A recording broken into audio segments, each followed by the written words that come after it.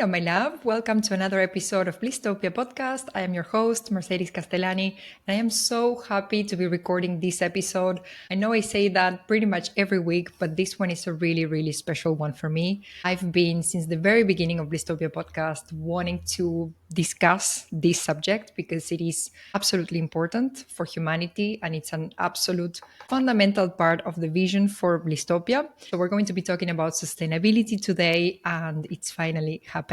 We have our guest today. It's Gigi Zapata. Gigi is a proud Afro-Indigenous engineer. She's an expert in sustainability across multiple industries. Her career is focused on strategy and implementation of greenhouse emissions reduction, supply chain sustainability, and circular economy initiatives. In her last role in McKinsey, she helped clients reduce their environmental impact, capitalize on data-driven insights, and enhance business competitiveness. Gigi is also a client of Blisstopia. She's part of the Blisstopia Executive Track Program.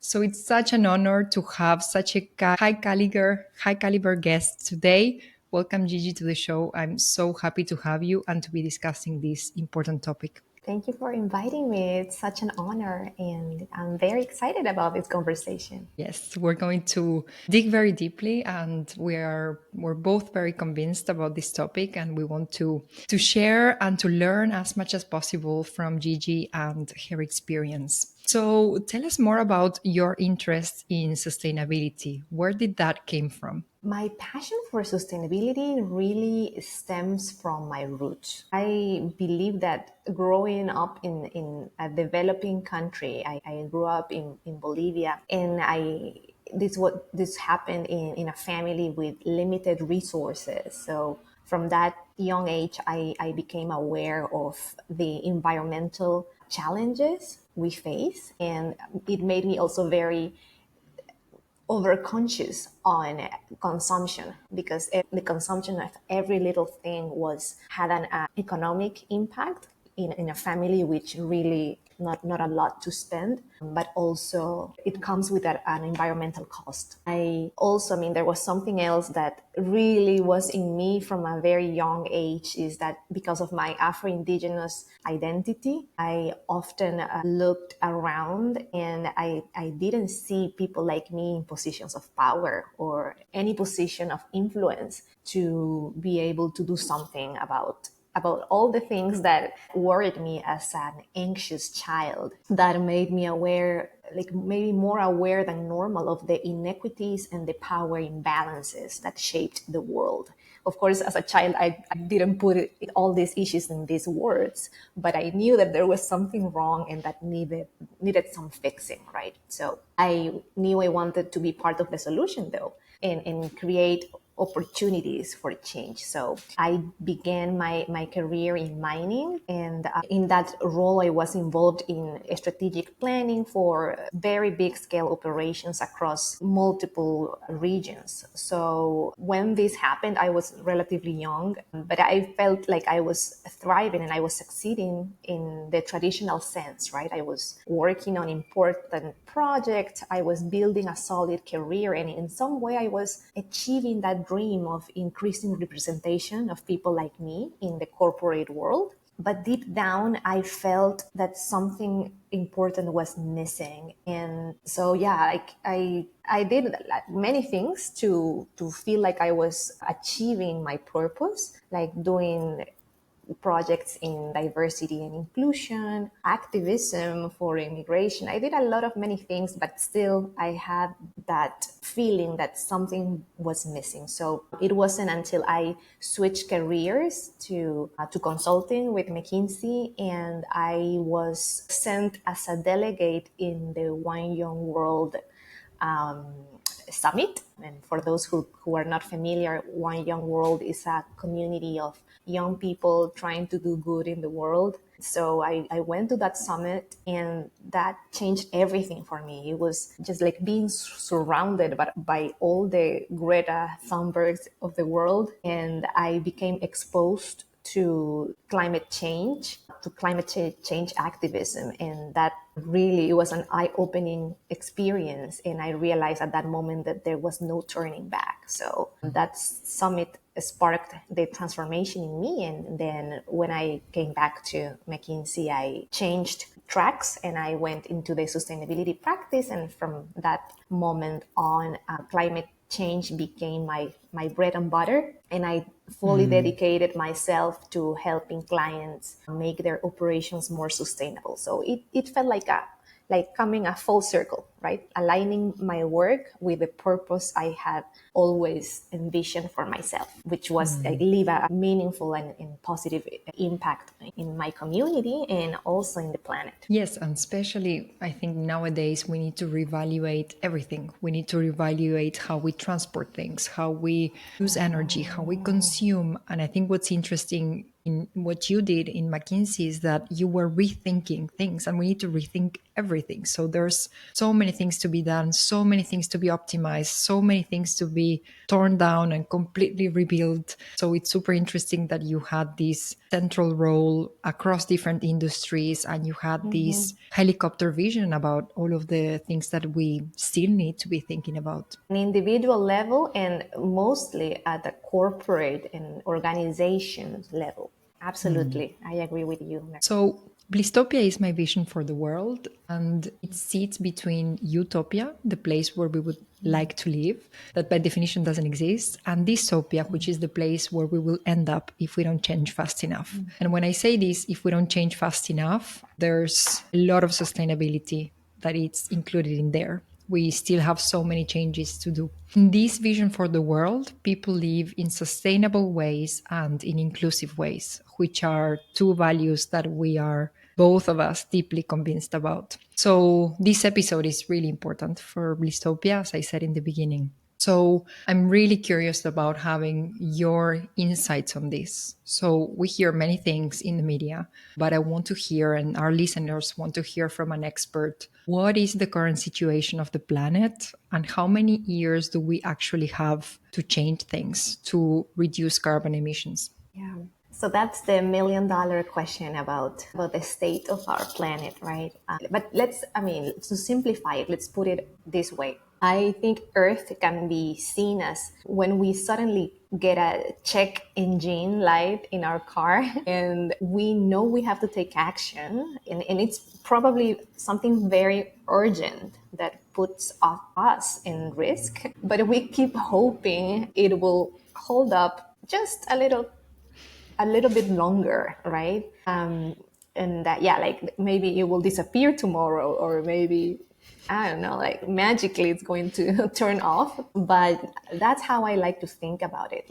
Right now, we're witnessing record breaking heat waves, floodings, shrinking glaciers, rainforests burning, and so many other natural disasters. So the planet has this clear message for, yeah, let's stop burning fossil fuels and maybe plant a tree or 10 billion trees, like the message is there. But when it comes to how much time we've got to solve this, it's like being told by a doctor, you really need to improve your health and maybe exercise, improve your nutrition.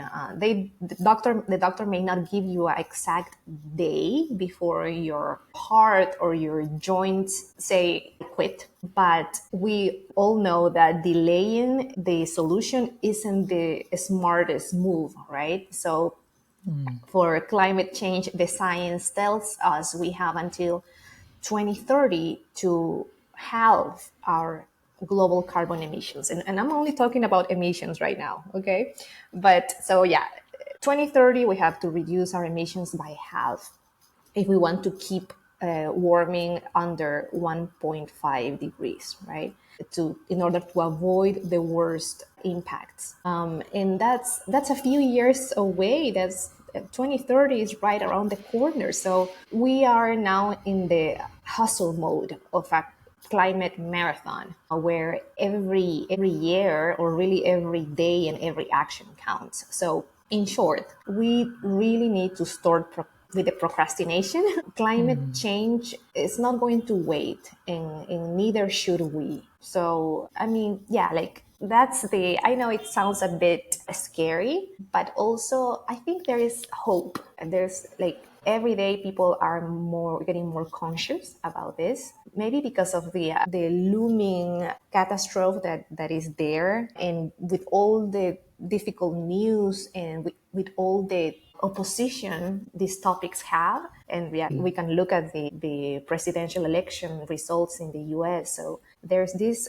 things opposing to the journey that we should be taking. But I strongly believe that this is making us stronger. So this is making us talk more about the topic and really put more effort into it. So I think just to start wrapping up on this question is, if humans are good at anything, it's also making last minute changes before deadlines, right? So I do see the hope.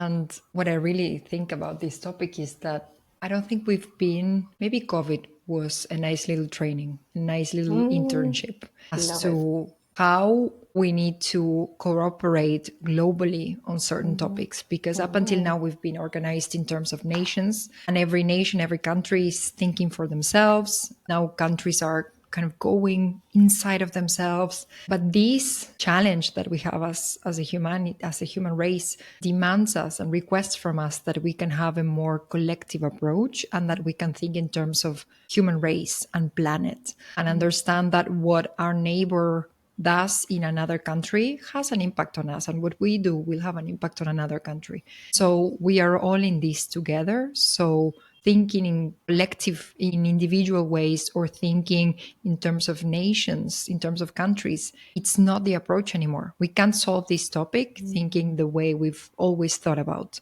individually or in terms of nations. Can't agree more. I think the fight against global warming and climate change is a team effort.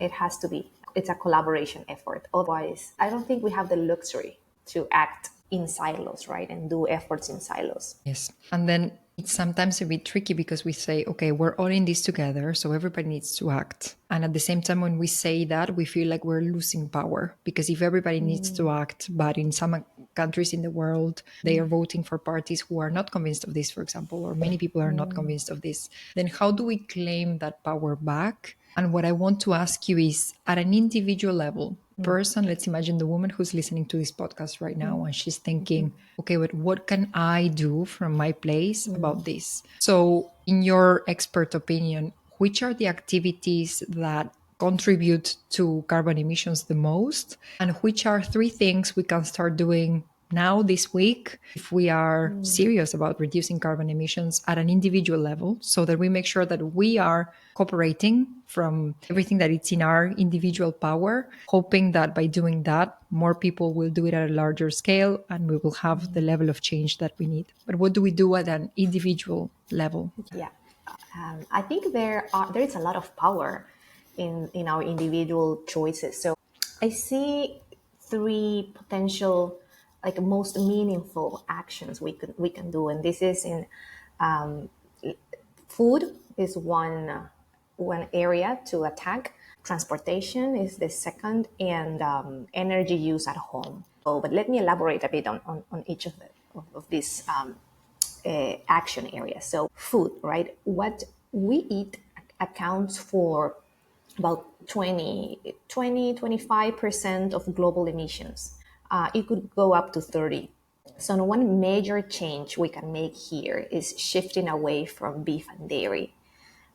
Because livestock farming, and in particular cows, they are a significant source of methane. And that's one of the most potent greenhouse gases. And I'm not saying just give up completely beef or dairy. I'm just saying the act of reducing our consumption of animal products in general can make a real difference. Particular beef in particular, because beef is not only the methane that the cows emit, but also how the land that is used for cows, it's a major cause of deforestation in the Amazon. Yeah, staying away from that is one of the most powerful things we can do. The second is transportation. and the transportation sector in general is responsible for 15-20% of emissions globally. So we would have a big impact if we stick to public transportation as much as we can. Carpooling, biking, walking, of course, avoiding frequent air travel is also like something that we should try to do as much as we can, and making fewer of these long distance trips, particularly because flying is the most emission intensive method of transportation. And I also mentioned energy use at home, right? Again, like residential energy contributes about 5% global emissions, like where possible. I know that not every country in the world, not every region in the world has available renewable energy, but there are options. So if that's available in your area, that also can significantly lower your carbon footprint. And being mindful, right? Mindful of, I mean, okay, you cannot switch, that's fine, but being mindful of the lights on, the appliances that are connected to power all day long. Like, I think every little action counts. So yeah, look, that's one thing, right? But we are talking a lot about emissions, and I think that's critical. But something that has like major importance and impact as well is our consumption. Climate is not only about emissions, but it's about everything. It's about waste, how the impact of our consumption generates waste that goes either to the oceans or goes into landfills that impact communities that are already vulnerable in developing countries. So mindful consumption is also a thing. To me, it's a topic related to human rights as well, because every little thing we have, every object that we use is connected to a supply chain. And most supply chains in the world unfortunately have issues with human rights, forced labor, child labor. So mindful consumption is something that we should all practice. And so I think, I know you cannot be aware of everything at the same time, but as aware as you can be, and as much as you talk about this topic, I think that's going to be a good contribution. So I hope this Yes, explains a bit. absolutely. Thank you so much. And I think also we don't need to do this perfectly, right? Because sometimes when we want to contribute, we can enter into a phase in which we become really paranoid. And I don't know if you've had this Oh my sensation, but God. I've had this sensation. I was in certain places looking at plastic and I would feel so bad. Or you kind of want to do this perfectly, and you want to do as much as possible. But if we would all contribute to doing the best that we can, depending on where we live, our availability for things, our consciousness, our resources, then just the fact that we're all making an effort would be better than if some people are not making any effort and some other people are pushing, striving to make it perfect. Let's all do the best that we can according to our possibilities, and that would be much better for the planet. Absolutely. And for you, because the first rule I would say in activism, or you can call it the way you want, but advocacy is, the first rule is, I believe, is self-care. And if you're like, as long as you take care of yourself and you do not beat yourself up too much for not being perfect, I think that's going to give you the strength and the peace you need to actually do something, even if small, to contribute. Absolutely. Absolutely. And I think sometimes what can get hard is when we are very convinced about this and we need to be facing people who don't believe that this is an issue yet, it can be quite difficult to change their minds. I remember that a couple of years ago when I was a marketing director in the wine industry. The wine industry is in direct contact with nature. The winemakers, people in the fields, they're in contact with the vineyards every day. And I was surprised to see that even in the wine industry, which depends on nature, if we change by 1 degree, then we would have to plant different breeds of grapes and change the processes. So it's a whole industry that that depends on nature. The quality of your wine will change, everything will change. And yet there were still so many people who sometimes didn't believe that this was an issue. Some people who knew this was an issue and they knew that this was the right thing to say, but deep down they weren't fully convinced and they weren't putting as much pressure on sustainability as they were putting in the bottom line. And I know that for me personally, it was hard because I felt like I had to battle, against all of these people who were not convinced or who were saying the right things, but you could tell they weren't deeply convinced because otherwise they would act in a very different way. So it was hard to move the needle in that industry and to convince and to start taking different initiatives and moving things within an industry that deeply depends on nature. Can only imagine the struggle, Mers. So yeah, kudos to you for trying to do good.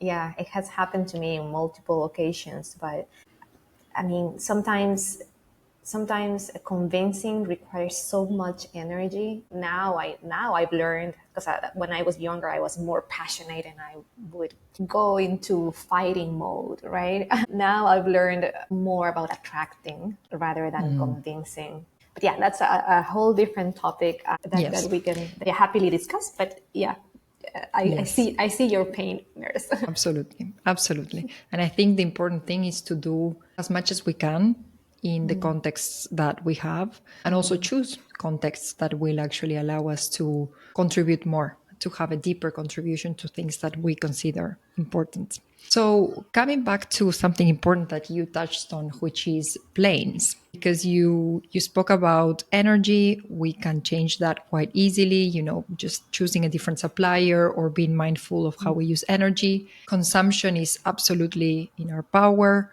We can consume exactly what we need and not more than that. Make sure that we consume what is actually going to add value into our lives, be more minimalistic. So, have exactly what we need, what we want, what's going to make us happy, but no superfluous things. We can change our diets quite easily if we decide. But the part that it's a little bit more tricky is travel, because the option that we have right now, maybe there's some news that I'm not aware of and you can share that with us. But if we want to reduce our consumption in terms of travel, we would have to stop traveling because there's no alternatives. I know they're developing hydrogen planes, but that's still not in the market. What is your advice if we want to contribute, if we want to reduce carbon emissions, but we actually love to travel? Oh my God! Yeah, you have hit on a very relatable conflict. Yeah, many of us who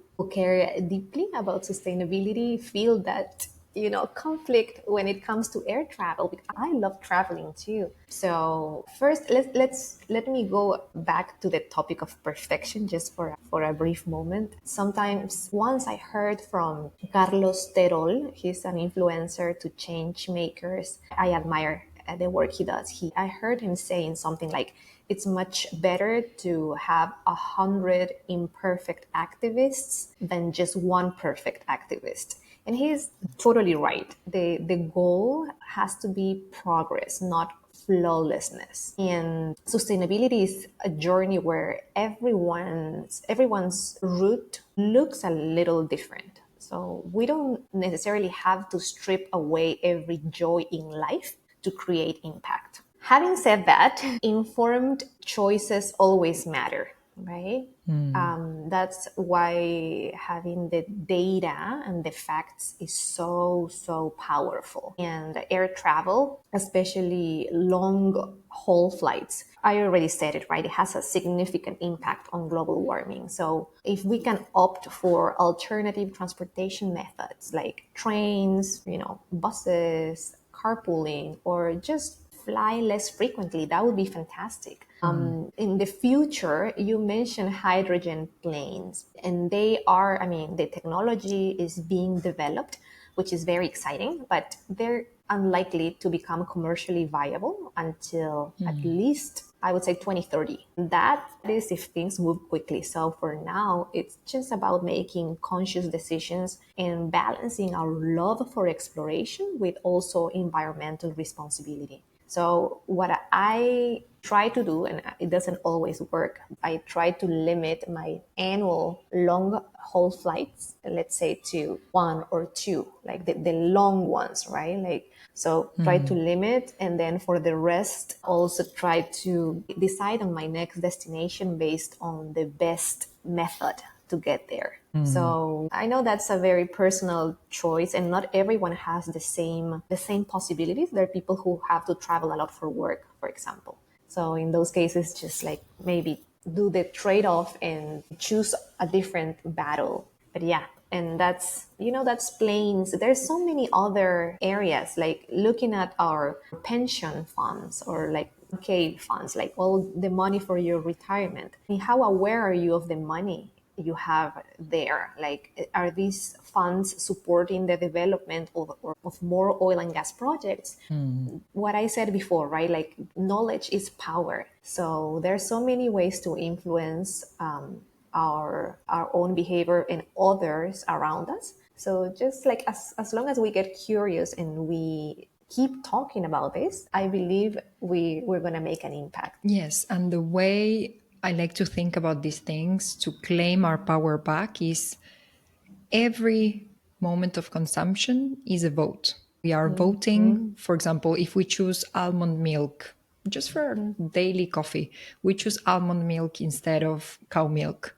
That's a vote. It's a vote for sustainability, and it's a vote against dairy, and it's a vote against carbon emissions, let's say. So Absolutely. every act of consumption is a vote. And then you touched on something super important, which is how do we not only consume, but also create and invest? Because if we stop funding industries that we know are harming for the environment, then we're actually kind of going to the root. If they don't have funds, they're not going to be able to develop more. So Exactly. by This investing sustainably, we can also change and we can also move the needle. So there's many action points that we can ways. take. And of course, I know we talked a lot about individual choices and individual actions, but let's not forget that, of course, like individual actions is what we in our power, but we can and we should still keep holding corporations accountable. Voting, like you mentioned, like voting is another powerful way of getting your voice louder and heard.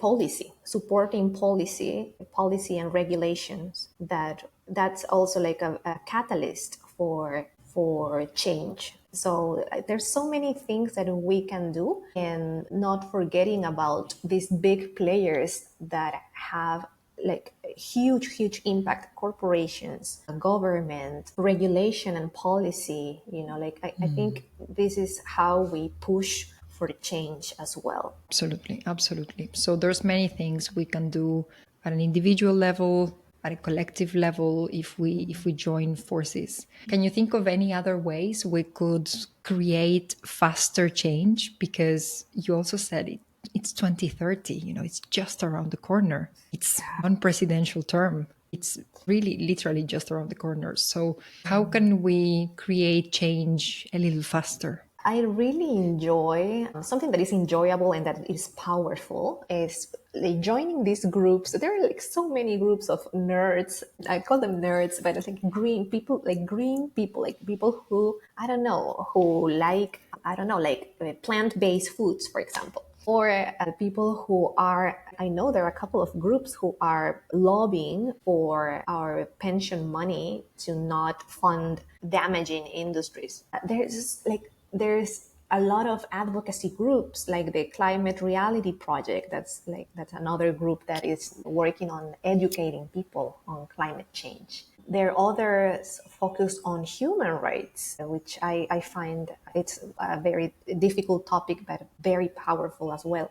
So to me, it's like finding your community or finding a cause that you're curious about and join them, participate in the meetings. They do like cool stuff. And then also it's another way to make friends and to learn more and to collectively push for that change. So I believe a lot in the power of community for this. And it's also fun and you make friends. Exactly. Yes, with like-minded people who are also worried, who are also, here to be part of the solution. Exactly. So, coming back to what you said in the beginning, you said you are Afro-Indigenous. So, how do you think your origin impacted your interest in sustainability? What did you learn from these two very important groups? I love this question because this brings me to a topic that I value a lot, which is inequity and environmental justice. So let me explain a bit. I was born in Peru. I grew up in Bolivia. So I am very familiar with the inequities that are tied to the systems in place, right? So, and just an example, right? Communities throughout the global south, they bear the brunt of climate change despite contributing the least to global emissions and to waste. So it's these very communities that are also left out of the decision-making processes that impact their own futures. So this is the topic of climate justice. And yeah, so I think I said it at the beginning. I mean, growing up there, I didn't necessarily understand this as a child, but I could see that there was such an imbalance of power, and the people that were in charge of making important decisions, they didn't look like me at all, and they weren't part of my community. They were most of the times people from abroad, people with other interests that never took into consideration really, what was going on there, like from the perspective of a local, right? So yeah, so sustainability, again, for me, it goes beyond the environmental metrics, and it has a lot to do with equity and with fairness. So justice at the center. So that's why I believe climate action has to necessarily uplift and protect the people who are most affected. And it's not enough to talk about green energy or clean technologies if we're not also talking about who benefits from these transitions and who might be left behind. So we need to consider these systemic injustices that have historically marginalized certain groups and ensure that our solutions do not replicate or worsen these injustices. So my work in sustainability always asks, how can we pursue climate solutions that genuinely benefit everyone, particularly those who have been historically overlooked and negatively impacted by big extraction, by big manufacturing, by big companies, and by this capitalist system, right? So to me, it's a lot about redefining what success means in climate action. And true success means building a world where both the planet and its people thrive, especially the most marginalized. So it's bringing a sense of justice into the solution. And this heritage of mine reminds me constantly of the strength and the wisdom of my ancestors, and that wasn't necessarily always heard. And yeah, and the urgency to bring their voices and their experiences into the global sustainability narrative. Yes. And I think sometimes, when we are in a city and we are so far from nature, we have so much to learn from the indigenous cultures who knew nature, who were in deep contact with nature, learning, being inspired, in contact with the spirit of nature. We have so much to learn from them. And in Latin America, I speak for Argentina now, which is where I was born. We have absolutely, well, cancelled that culture, unfortunately. There's And so we many still have a lot issues to learn. there. Yeah. But the good thing is that this, even if I don't like it to call it a trend, but I feel like there's more openness now about in valuing that this knowledge, this connection with nature, which maybe like 10 years ago wasn't that talked about, or it wasn't considered cool, right? But yeah, I see, I'm optimistic. I tend to think about, okay, what is the good and the positive in every situation. So I want to believe that we are walking in that path. But yeah, I guess time will tell. Absolutely. And continuing on this line of, indigenous origins, in one of our last sessions, you mentioned that one of your male figures in your family, I can't remember if it was your dad or your grandfather, was a shaman. So I'm really curious to know, what is that like? What is it like to have a shaman in your family? Did he teach you something that now connects to, these deep values that you have around sustainability, justice, equity? Can you share how that experience was in your family and for you? Yeah, thank you for bringing this up. So, okay, first of all, I'm very, I feel like I'm always very connected with the female figures in my family, which I value and I adore. And they've marked my life in so many ways. And so I really don't talk much about the male figures in my family. But yeah, so my grandfather, he was not a shaman. He was though like a Quechua speaker, and I loved him so much. But yeah, he taught me some like words in Quechua as a child. But no, he was not the shaman. It was my father. He was the shaman.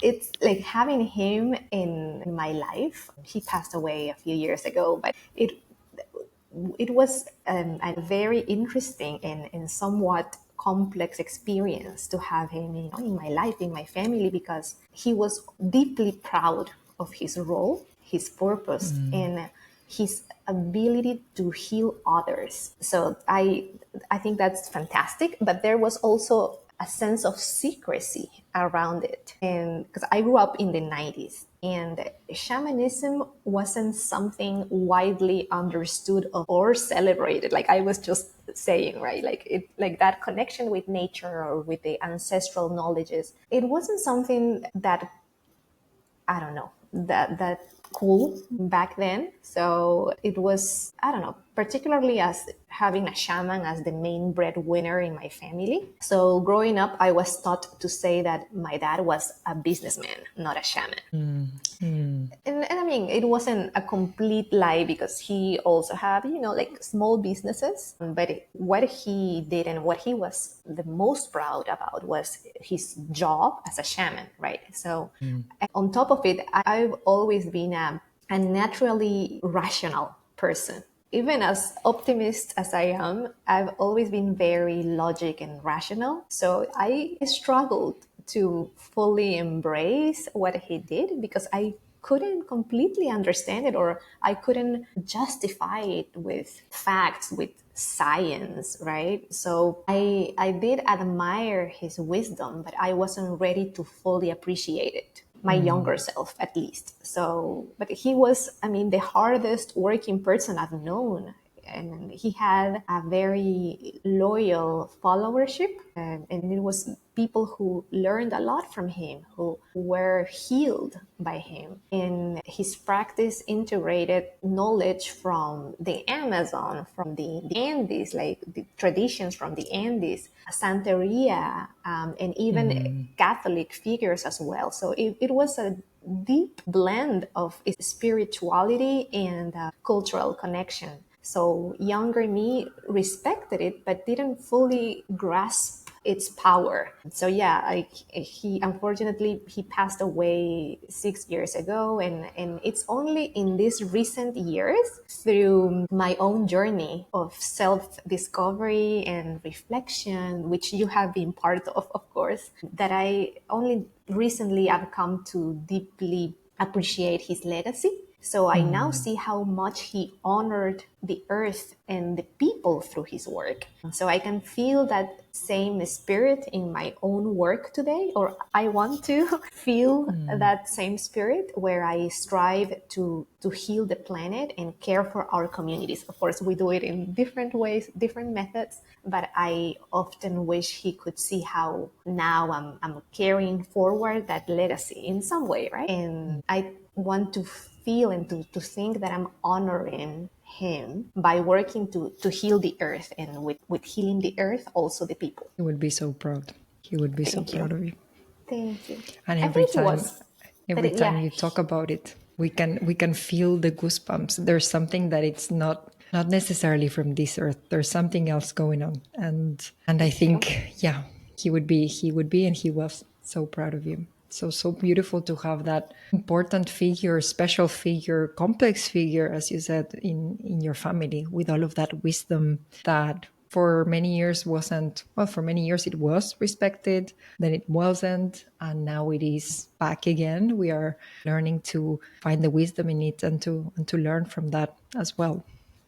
Yeah. So beautiful, so beautiful. And it's beautiful to see also how they have contributed, and now it's also our role to continue to contribute and continue to change, and to actually accelerate on that change, because we still have a lot to do.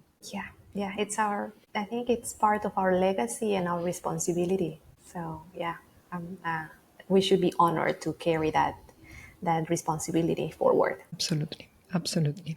And you're inside of the Blisstopia Executive Track Program. We've recently finished our first process, that was yesterday, actually. So, what would you say to a woman who's on the fence, thinking about joining a Blisstopia podcast, maybe hesitating? What would you say to her? Yeah, it took me some time to really value the power of having someone guiding me on my personal and professional journey. And I don't know if this resonates with other women, but we are taught from a young age that we need to be autonomous, that asking for help, it's a sign of vulnerability. That being vulnerable in general is can be perceived as something negative. So my journey with coaching was like, to me, like a powerful way to like rewrite that narrative, and to say, yeah, like, I mean, if I don't know, if sport athletes can use, a professional coach, why can I not use one? Since I have these huge aspirations for me, for my life, for my career. And lately I've been facing so many changes. They're career driven, but impact aspects in my life as well, like so many other aspects. So I am very, very grateful that I've found you, a structured program like Blisstopia, and someone like you who is capable and certified to help us transition these challenges in this journey. So why not take that help? So I'm very happy with all the progress I've made, and with all the things you've helped me unleash about myself. So yeah, I really hope you can continue helping other women like me. And I would definitely recommend the program to any ambitious woman like me. And yeah, I'm very grateful for the program, Nurse. Amazing. Thank you so much for sharing. And thank you so much for sharing all of your wisdom. We have learned so much from you. Again, I think it's important. There's so many, so much information out there, so many things that we can read. And I'm really grateful. And I think our listeners will be so happy that we had you. We were able to have these things, this information from an expert who's kind of cutting the noise and really showing us the parts that are the most important, I think. So, where can listeners find you online if they have any questions on sustainability? Maybe they want to contact with you from a professional standpoint or a personal standpoint. Where's Of the best course. place to find you? Very active on LinkedIn. So, and I'm there as Gigi Zapata with a Z, Zapata. So I'm really, really open to connect with people. Like, as we said, sustainability is a team effort. And yeah, I'm very sociable. So I'm very, very open to connect on that, or maybe it could be any other topic. But yeah, I think LinkedIn is the best platform for the connection for me. Amazing. So the link will be in the show notes in case people want to contact you and have a deeper discussion on any of these deep and important topics. And I love finishing each of the episodes with 3 rapid fire questions. So are you ready? I guess I am. When was the last time you felt bliss? The weekend, watching the sunset. I'm in Rio de Janeiro right now. So it was pure bliss. Gorgeous. Can you think of one idea that fundamentally changed your life? Wow, this is interesting. I'm not sure about life, but about my current work and my passion, which is climate change. I saw it in a sign in a protest saying that the biggest mistake about climate change is believing that others will solve it for you. So good. So good. And I think it could apply to To everything really. anything, yeah, anything and everything, human rights, animal rights, you name it. Yeah, Your I own think it's happiness even. your your We own life, relationships, everything. It's like being fully responsible for that. absolutely. Absolutely. Fully responsible of our lives, fully responsible of the planet, fully responsible of being the change that we want to see in the world. If you want something to happen, you need to go out and put your fair part to make it actually happen. And the last one is, if you could choose one rule that everybody in the world needs to obey, what would it be? Being empathetic to others, really putting yourself in the shoes of others and trying to, like kind of like put your sense of self a bit on the side just for a little moment to understand how it feels to be in other people's shoes. Especially in regards to what we've discussed on justice, equity, all of these things. Climate justice is so important. If we could just be in someone else's shoes for one day, what would it be like? Absolutely. Empathy, compassion. Amazing. Thank you so much, Gigi, for all of your wisdom, not only in regards to sustainability, but just how to be a better human, really. There's so much depth and so much beauty that you've brought into this episode. Thank you so much. Thank So, you. thank Thank you you. for the opportunity. Yes, it's been absolutely amazing to have you. I will see my listeners on the next show. And in the meantime, in Blisstopia we trust.